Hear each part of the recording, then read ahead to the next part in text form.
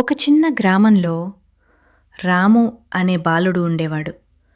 అతనికి శ్రీరాముడిపై ఎంతో భక్తి. ఓ శ్రీరామచంద్ర, దయానిధి, నా జీవితాన్ని ఆశీర్వదించండి. జై శ్రీరామ్. ప్రతిరోజు శ్రీరామ జయ రామ జయ జయ రామ అని జపించేవాడు. ఒకరోజు శ్రీరామనవమి వచ్చింది. గ్రామంలో అందరూ పెద్ద పెద్ద పూజలు చేస్తున్నారు. కానీ రాము దగ్గర ఏమీ లేదు. అయినా అతను బాధపడలేదు.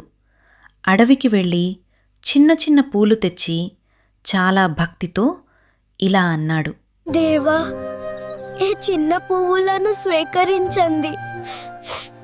నన్ను దయాతో చూడండి. రామా, నా హృదయం నుంచే నీకు పూజ.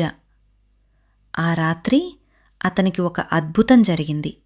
స్వప్నంలో శ్రీరాముడు ప్రత్యక్షమై స్నేహంగా ఇలా అన్నాడు: రాము, నీ భక్తి నాకు చాలా ఇష్టం.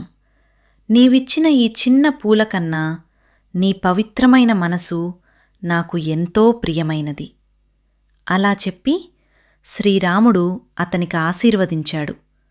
ఆ వెంటనే రాము హఠాత్తుగా లేచాడు. అది ఒక స్వప్నమా లేక నిజమా అని ఆశ్చర్యపోయాడు.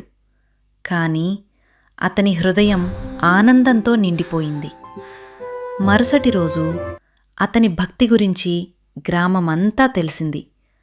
అందరూ అతన్ని చూసి ప్రేరణ పొందారు. ఆ రోజు నుంచి అందరూ పెద్ద పెద్ద పూజల కన్నా మనస్ఫూర్తిగా భగవంతుని ప్రార్థించడం ప్రారంభించారు. నిజమైన భక్తి ఉంటే చాలు, దేవుడు ఎప్పుడూ మన హృదయంలోనే ఉంటాడు. శ్రీరామ జయ రామ జయ జయ రామ. ఓం జై శ్రీరామ్. సీతారాం జై జై రామ్. శ్రీరామ్. అందరికీ శ్రీరామనవమి శుభాకాంక్షలు. మరిన్ని ఆధ్యాత్మిక కథల కోసం మా వైఖానస భక్తి ఛానల్ను సబ్స్క్రైబ్ చేయండి. ధన్యవాదములు.